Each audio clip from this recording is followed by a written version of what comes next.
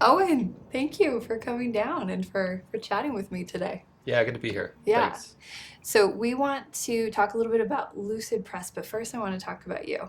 You come Sounds good. highly recommended as quite an innovative, just really like breakthrough mind. I'm gonna have to question your sources. Really? Yeah, I do but have a I'm good happy to. source. Yeah. Yeah. Yeah, we know who that is. Well, um, Rachel from Yep. Chatbooks Yep. recommended us, and she's one of my favorite people. So Yeah, and she highly recommends you. yeah, she's the She's best. a fan. So tell me a little bit about your history, everything. I know a little bit, but everything leading up to Lucid Press, because Lucid Yeah. Press has been since 2017, but everything before that, you're an entrepreneur. You were someone who likes to build things. Yeah, well, I'll even go further back for what it's worth because I grew up in Alaska and I did Oh, not think about entrepreneurship there at all. My dad was a librarian. He'd been a farmer before that, and so I wasn't a kid that, for whatever reason, grew up thinking like, for sure I'm going to go start my own business or do the next thing. That seemed very distant. I thought I was going to go to school and study history and become a lawyer. I'd had a couple of brothers that had done that. mm, But I think my whole career took a change that I didn't foresee when my freshman year at college, I came down here to go to BYU. I got a job at a startup that was called Digis. They were a wireless internet service provider at the time. yep. And there were about five of us in the office. And there was supposed to be a guy to train me in how to do sales. But he disappeared on like the second day I was there. So I said, well, like, whatever you can figure out then is going to have to be what we do. Right. And it was fun. It was really, really fun. I learned a lot. I served a mission for the LDS Church in the Czech Republic for a couple of years, came back and worked there again, and it started to grow, and it became, in time, the largest wireless internet service provider in the country. And to see that was really inspiring. So I changed my major from what I was planning on in history to advertising, got from sales into marketing, and really started thinking like, hey, if these guys who I've known all along can do this, maybe I can too. And I had this idea that again still felt distant, like maybe sometime I'll start my own company. And it ended up happening a lot faster than I would have guessed. I think it kind of shows a pattern for me of jumping into things where I didn't really know what I was doing and then having to figure it out, Yeah. which was a blessing in disguise. I launched my first company that was all on my own in 2009, not long after I graduated from college. It was an agency. At first, it was kind of a CMO for hire, and then it grew into being an inbound marketing agency. Mhm. And yeah, I mean, I kind of didn't know how hard it would be. I didn't know all the reasons why businesses should fail, and that's why I got started. And from there, I know that you passed the reins. Like that company still exists, even though Yeah, so I sold it. it's I ended up having a partner come on, a guy named Dave Bascom, who would be another good person for you to have on here yeah, sometime. Dave. Dave's a great friend. Yeah, super bright guy, was the founder and former CEO of SEO.com. And then somehow I convinced him to join me as my partner at Fit Marketing. Hmm. And when we sold that, I focused on a little software startup called Quizzer.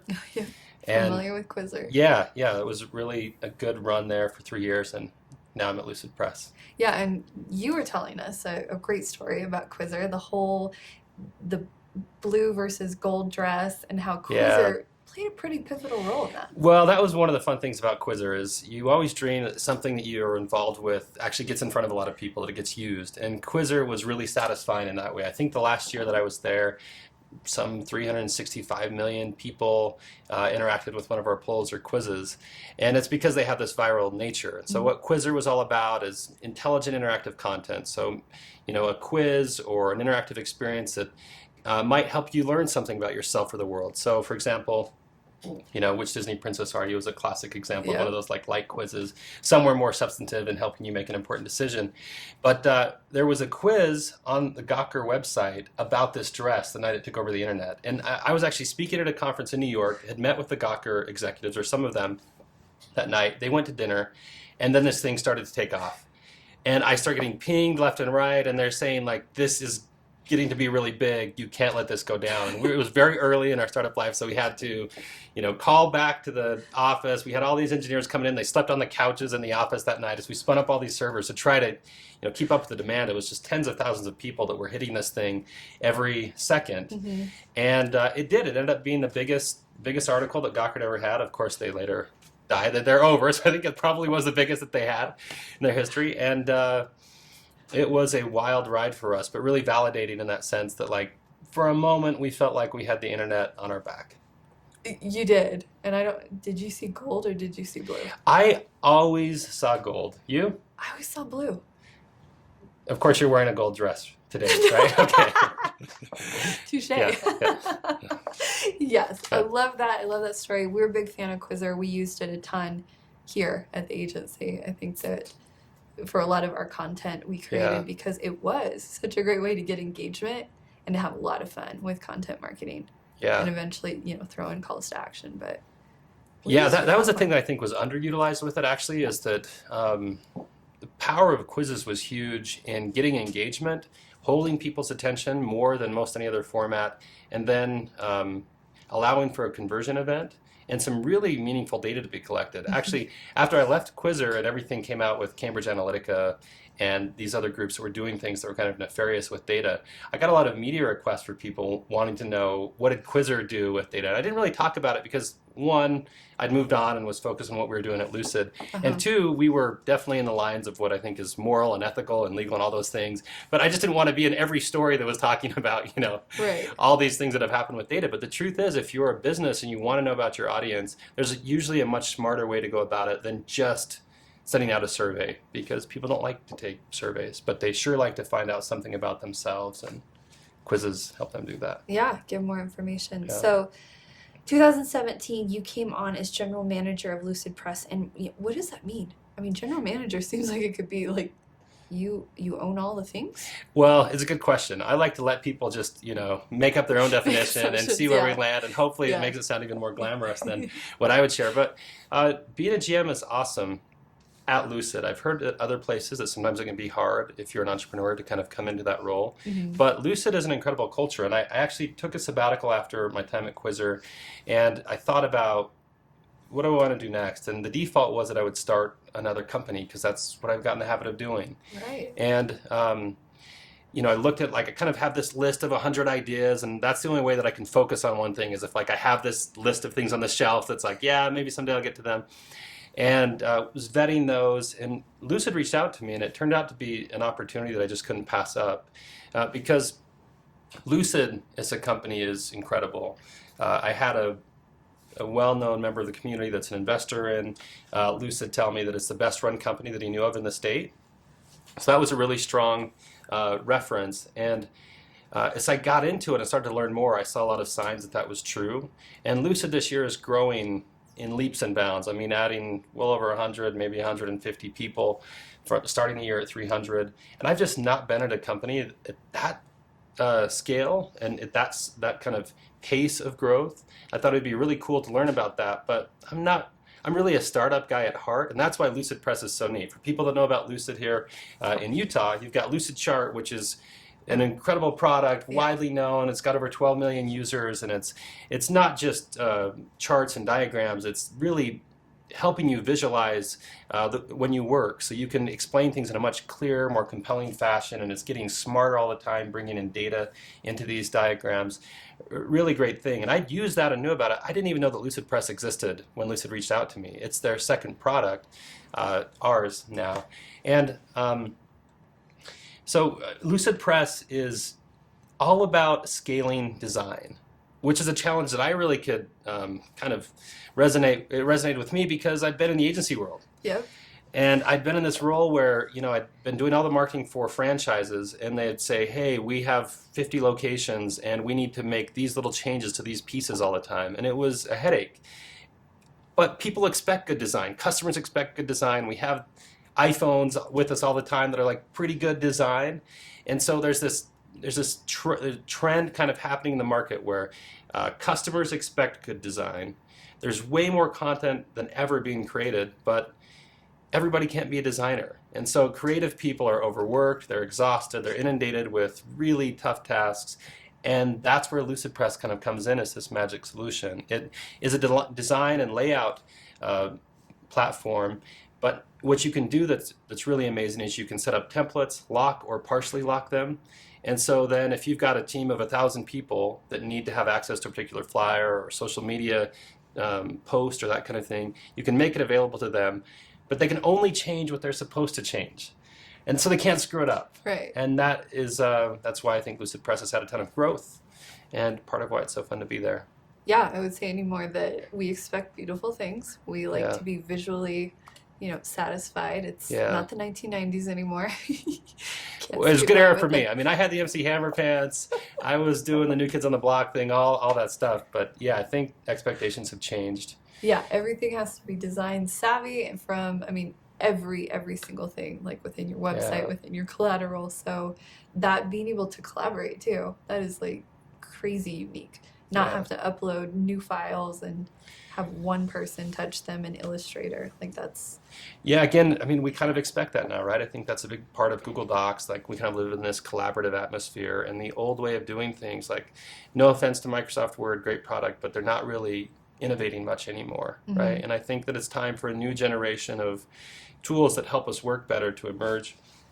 And so that's what we're trying to do. Lucidpress is a team of, about 50 people. And the way that it works, it's its own business unit at Lucid. We've got our, marketing, sales, customer success, product, and engineering, all under one roof on one floor. And we're taking this thing to the world. And so back to your original question of what's the job of a GM is to make that all work. So onboarding, you obviously onboard because you approved of what the culture was like, what the company was doing, maybe that being in that ramp up phase. But from day one, what was the main objective for you? Going to Lucidpress, it was actually to create clarity. That was the main thing that I wanted, because Lucidpress has an interesting origin story where it started out as, again, the second product in a company where they had one product that was really thriving, and it kind of slow rolled around as it was finding its footing and momentum. And we have over 5 million users, so it's really a thing. But we didn't really have a cohesive leadership team when I joined. There were a lot of different groups that were working effectively in their silos. I wanted to have clarity and a cohesive leadership team, a unified vision, and I wanted to just start really taking some aggressive leaps forward in the business. And I feel like, hey, we're a little over half a year in, and so far so good. That's awesome. Now, I imagine you talked to Carl. Carlson. Carl and Nathan. Yeah. And Nathan Rollins, our CMO. Yeah, and in those conversations, was it, all right, Owen, you need to just run with it, or was it here are the parameters in which you're working with? Well, I feel really lucky. Again, I've heard horror stories about how the GM structure has worked in other places, that it's kind of, you get put in a spot and you have all the resources there to succeed. I couldn't have had a more opposite experience than that.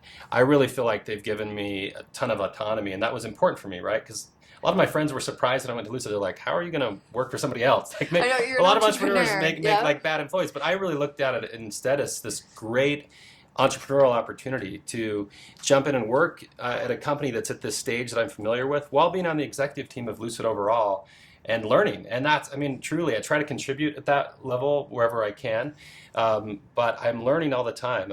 You mentioned Carl and Nathan. They're really, truly brilliant leaders. And they're very understated, which is unusual in kind of the world that we live in, full of hype. They're very substantive. Dave Groh is the president, and he's been really involved in the marketing there at Lucid as well. He's the same way. So I take a lot of notes, and I learn from them, and they're very supportive to me. But I feel like I've got all the autonomy in the world to make Lucidpress what it needs to be. Love it. Now, in terms of, I think you have 5 million users, and you just announced like a huge expansion as of like December 2016. So is that when the pressure's on? Well, I don't think the pressure's ever off in the game that we're in, right. And I would say, from an internal standpoint, as much as anything, we have very high expectations for ourselves, for the way that we take care of our customers. And we've built a team of really, really bright, hardworking, kind, good people. And so, I feel the pressure all the time, but I wouldn't have it any other way, right? To me, that's very motivating and exciting. And I think there will only be more. You do hard things so you get better at hard things. So I think that we're just going to keep being called to higher ground.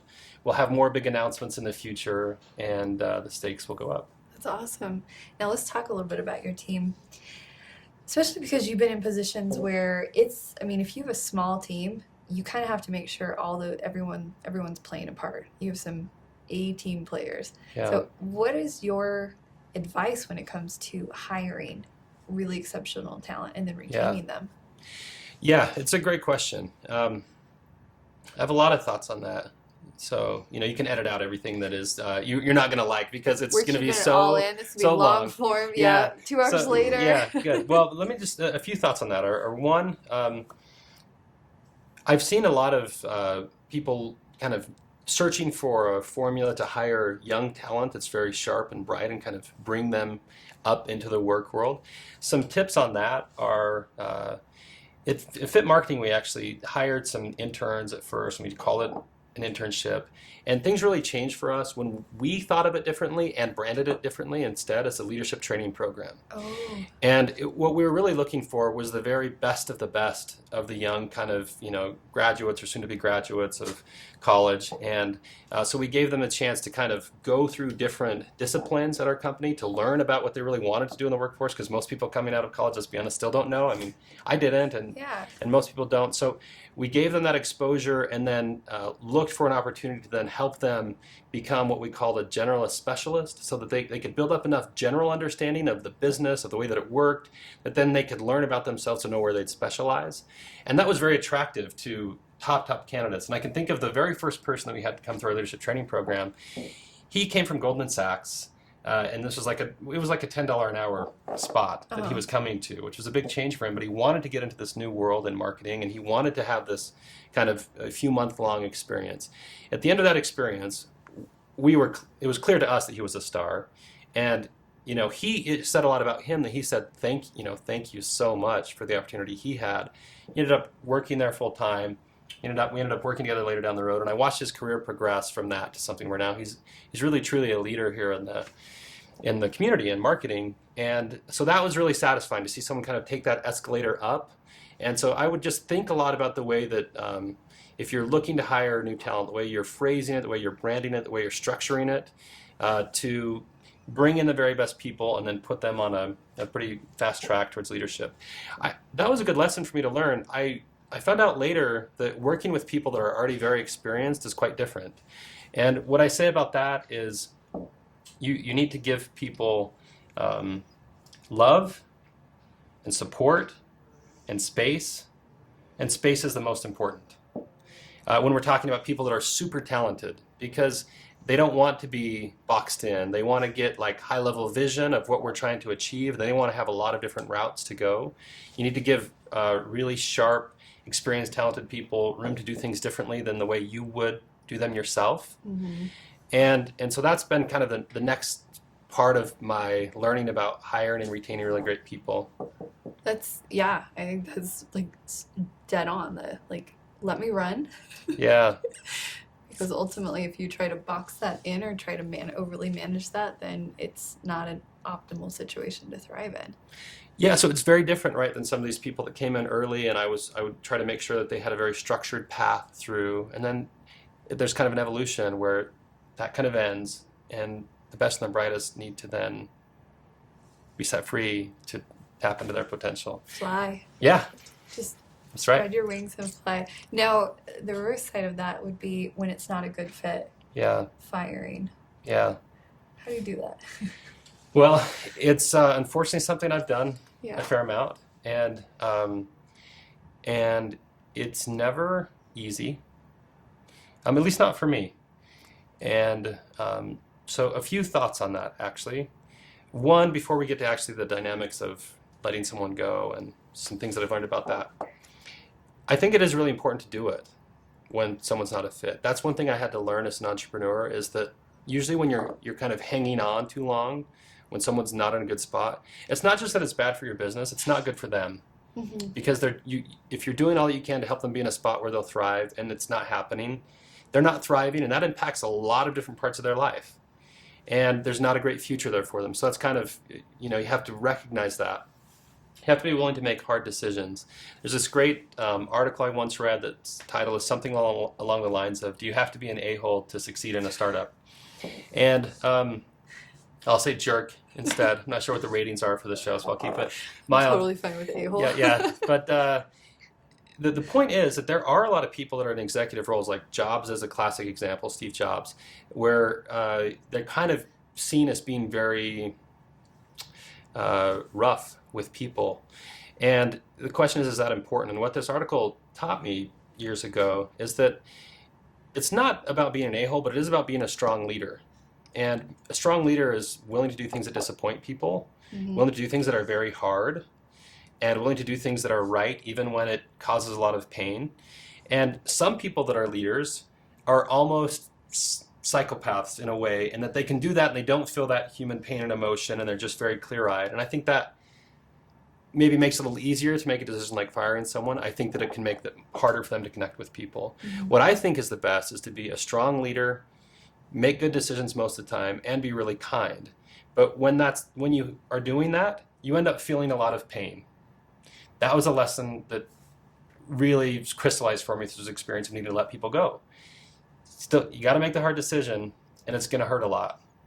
So it's maybe not a bright message, but at least kind of coming to peace with that's the path that you choose if you're going to be a strong leader and try to be kind. So when it comes to actually letting people go, I've found to not prolong it, to be sincere and offer all the help that you can. There's a lot of different reasons where people are let go. Right. If someone's embezzling from you, your options on what you can do to help them, you're like going as far as you can go, there's not a lot there. Yeah, let's not like talk it out. Right. But if someone is just not a right fit, can you do everything that's possible to help them succeed and get into a place where they'll be a better fit? And I've seen that happen in some cases, and it's made me really happy, where people that weren't in a good fit where I was and they've gone somewhere else, they've really excelled. And that was probably really pivotal to them, the fact that you were willing to make the tough call. Yeah, and of course you never want to say that when you're having that conversation, like, this is going to be so good for you. You're going to be later. Yeah, this is going to be great. I mean, obviously it's a hard and emotional thing, but the other point that I'd make on that is my favorite part of being an entrepreneur is getting to choose the people that I work with, and then seeing them progress and giving a chance to reward that progress. Like I'm, a softie in many ways, and like in those conversations, I often tear up, and I'm like starting to cry because I'm so excited for the chance to see someone, make a big leap forward in their career with a promotion or something like that. But it's really not fair to get to celebrate and enjoy that if you're not willing to have the hard conversations when it's not working out. And just one more thought on the letting people go thing is, I try really hard to hire slowly and have a very high bar and get great people. And I think that does a lot to set your culture. Sometimes what makes an even bigger mark on your culture is who you do let go. Because otherwise, if people are like kind of not pulling evenly, and after you do all that you can, it's still not working, it's going to be very hard for your top performers to feel really great about where they are if they're not surrounded by others who are that way. And so that's another thing you got to think about, is what does it say about your culture when you just hang on too long?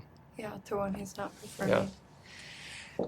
In terms of, I imagine you have a pretty good tribe of like-minded individuals. I know Rachel, obviously, friends. And Rachel's recommended quite a few people, and she just seems to have a really robust group of people. And that's kind of what we're doing with this series. It's the idea of it's called Mastermind, but the idea of a mastermind is that you bring people together intentionally to mastermind around something, to ideate around something. Is that something that you actively seek out on your own? For sure. Yeah. I mean, I heard very early in my career this idea of never eat alone. And I'm an extreme extrovert. Like any personality test that I take, it's like way off the scales, like almost weird. Like, what's wrong with you? You're so extroverted. And that's where I get all my energy. It's like I really want to know about other people and spend time with them and connect with them. And so I've leaned into that in my career, and I've seen that kind of come back as and benefit my career in a big way, and in ways that were unexpected or that I wasn't necessarily planning on. But just this idea of regularly getting together with people that you really admire and respect, listening a lot to what they say, has been a big thing. And I mentioned this time before I joined Lucidpress where I had a sabbatical. That was where really all of those connections kind of emerged in a different way. I'd been so busy doing what I was doing that then I stopped and I had time to, do a couple meals in a day and just talk to people and see what they're thinking. And an advisor or a mentor that really stands out is Jeremy Andrus. He was a former CEO of Skull Candy. Now he's the CEO of Traeger Grills. Yeah. And I mean, the things he shared in those instances, changed my whole thought process about what it's like to be a CEO, what it's like to be a leader. And I asked him, I kind of said, he was doing this at a very busy time for Traeger Grills. He'd be like, yeah, come over to the office, let's hang out, or let's get together. And I kind of asked him, I said, Jeremy, like, this is really nice of you, and also maybe like too nice. Like, I'm sorry to infringe on your time. And he just said, I had mentors that were so charitable or generous with me that I feel like that's kind of the circle of life, and if I can help, I want to do it. And so again, it really inspired me to hopefully do what I can for others that way. And there's a lot of that in the community here in Utah. Yeah, and just pay it forward. Now, in terms of, there's a lot of value to be had by having a group, and definitely having mentorship. But if you're starting out, and let's say especially if you're not extroverted, how do you do that? How do you find good fits? How do you insert yourself into someone else's very busy schedule? Because obviously you want to be mentored by someone who probably is doing a lot. Yeah, it's a good question. And I think the answer is simple, actually. Do all that you can to support other people. There's a Zig Ziglar quote. I don't remember exactly what it is, but it's often shared about, like, if you help enough people get what they want in life, you get what you want, something along those lines. And the sentiment there, I think, is key. Like, I get a lot of requests that come in for people that are like looking for the next opportunity, and they're kind of like, hey, do you know of something? And I hadn't thought much about that, but I mean, I was happy to help. That's kind of the thing, right? Is you help, you help where you can. Mm-hmm. And then when I had this sabbatical, which was the first time in a long time I'd not been like crazy busy, and I was traveling and just kind of taking time and thinking about what to do. Then I kind of like put it out to my network. Hey, I'm thinking about what I want to do next. Then all of a sudden I got this huge amount of outreach from people with really interesting ideas and startups and connections and all this stuff. Like, hey, do you want to do this? Do you want to think about this? And I realized that like, when you keep paying things forward, you just get so much more in return. And it was, kind of blew me away and just made me super grateful for all the good people that are here. So back to your question, what do? You focus on helping other people. I think be considerate, look for ways to enrich people's lives, invite people to things that are fun and good to do, be a giver, and everything will work out, I think, whether or not you're an introvert or a crazy extrovert. Crazy introvert like you. Yeah. I mean, I mentor university students, and a lot of times they'll ask, I don't know how to ask for something when I can't give anything. I feel like I'm in a position where I don't have anything to give. I don't have any experience. I don't have any insights. And for them, I've always told them the art of listening is a give. Yeah. Because what they have to say, oftentimes they might be sharing it in bits and pieces, but to truly feel like someone's engaging and then going and doing something with it, you're giving back to whoever you're mentoring. That's such a good point. Being mentored by, I mean. Yeah, that is such a good point. And I think that gives anyone who's in a mentorship role a lot of juice, a lot of like desire to do more. Because it's like, hey, if I could just help someone not make 10 of the dumb mistakes I made, that would be really satisfying to me. And so, I think being really thoughtful about actually doing something based on what you hear in those interactions is brilliant. Yeah, absolutely. Yeah. Now, in terms of, I guess going back to leadership, is what keeps you, Owen, up at night? Well,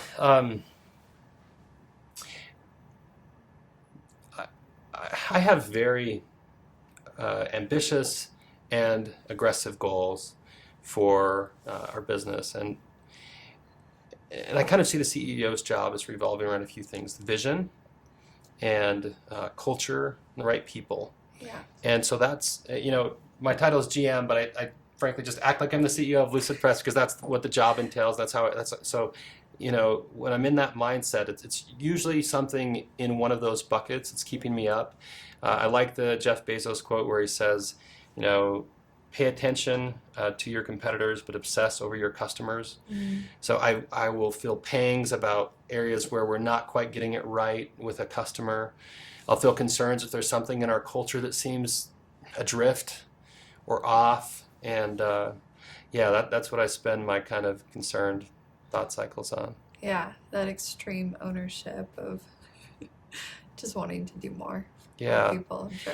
Yeah, I think that's the real drive. It's like, what can this thing become? Like, there's some, best case scenario that I think we're trying to get this to, and I don't want to get in the way of that. And frankly, sometimes I do. Like, right, I'll say something in a group meeting, and I'll realize like, that didn't quite land, or that wasn't quite right. Like, what's the best way to make sure I get out of our way, help us have clarity, and go do what we want to do. Now, outside of the business context, I have this like bleeding heart, and I have this other part of my life that is in the kind of like nonprofit world and the world of public service with some things that I've done there. And so there's this old Greek poem by Aeschylus where a line of it says, to make gentle the life of this world. And like that keeps me up a lot at night too, is this idea that, we have so much, and I don't mean to be cliche about this at all, but it's just this idea that there are so many people for whom life is extremely harsh. And so if you're gifted with the opportunity to be in a place where you have some resources, or you have the ability to bring people together, like, what are we doing to make life more gentle for people? And that's kind of like my bigger mission. And outside of that, it's what my little boy is doing and what's going on at home. Love it.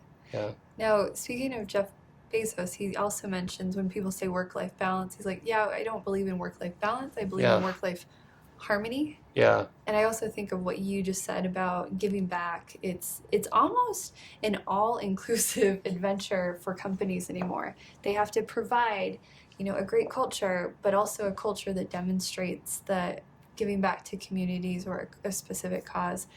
And how, like, if you were talking to an entrepreneur who's just getting started, and they obviously want to aspire to that, but how do you start infusing that early? It's a really great question. And the best advice that I actually ever got on that was from, of all people, Mitt Romney, who just won a primary race here in Utah for the Senate. Yeah, he was just here too. Here for this thing? No, he was speaking at a number of events. He was at the Utah Board of Education, so I got to see him keynote there. But before that, he actually had a bunch of, I had a couple people come in to interview after they had lunch with him. They had it was just like 12 people. I'm like, oh. Well, we need to get Mitt in the mastermind. Okay. Because he's one of the few people that's kind of straddled this world of business and public service and all that. But, I think he has a lot to offer on that front. I was in a meeting with him way back in like 2011 or something like that. I mean, it was quite a while ago. Uh-huh. And a person asked Mitt, how did you maintain work-life balance? And he said, well, at home we had a bunch of boys, and he was leading Bain Capital, which was a big endeavor professionally. And then in his church life, he was in a leadership position. So he said, at work, I tried to set clear boundaries and say, like, I'm not going to go in on Sunday unless there's a real emergency.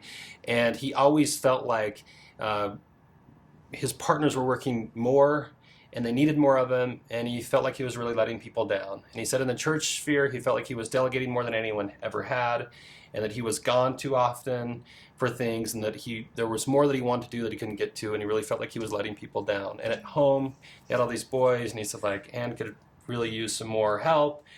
And he would try to be super present when he was there, and Ann had this thing where she could go play tennis every day to get a break, but he felt like he was letting people down. And then he stepped back and said, well, at least I guess that's balanced. And I don't mean that to be like, it's a downer, but I think part of like being an entrepreneur, I said, is I think if you want to be a strong and kind of kind-hearted leader, then you have to get used to feeling pain. And I think if you're trying to do a lot of big, hard things, and I include like having a great family a hard and important thing, you're going to have to get used to like letting people down sometimes, and getting and understanding how that balances, because things have that they'll ebb and flow, and you just can't predict if that moment where your kid is going to need you so desperately is going to be the moment where the board is going to say this has to be done. Yeah. And so I think to have your priorities straight is like it's family first, but kind of recognize in the circles that you're in that there are going to be times where you can't do all that you want to do, and some people will feel let down. So I try to limit the buckets that I have.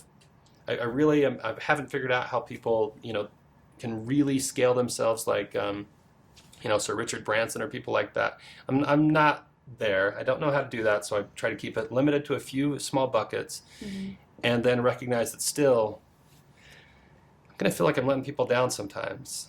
And I have to be at peace with that a bit. It might be a byproduct of trying, of like being, a participant in life.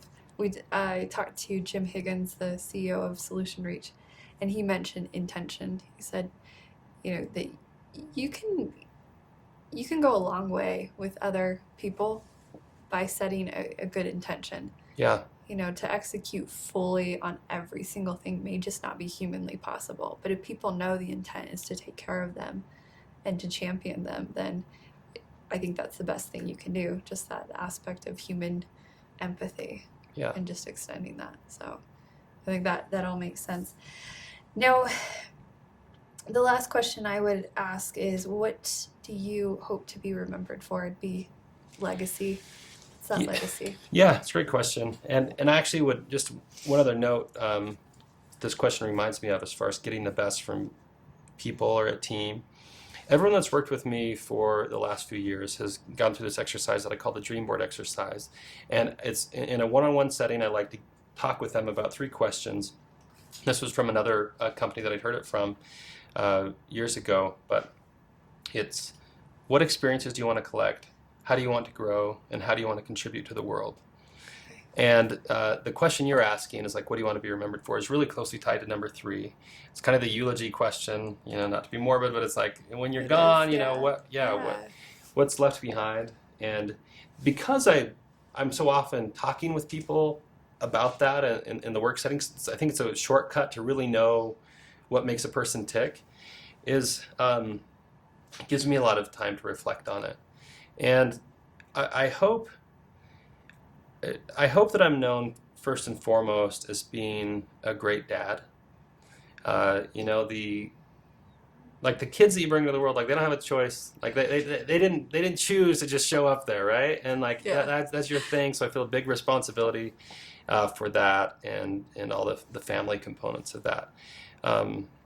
Next, it goes back to this theme that I mentioned of making gentle the life of this world. Like I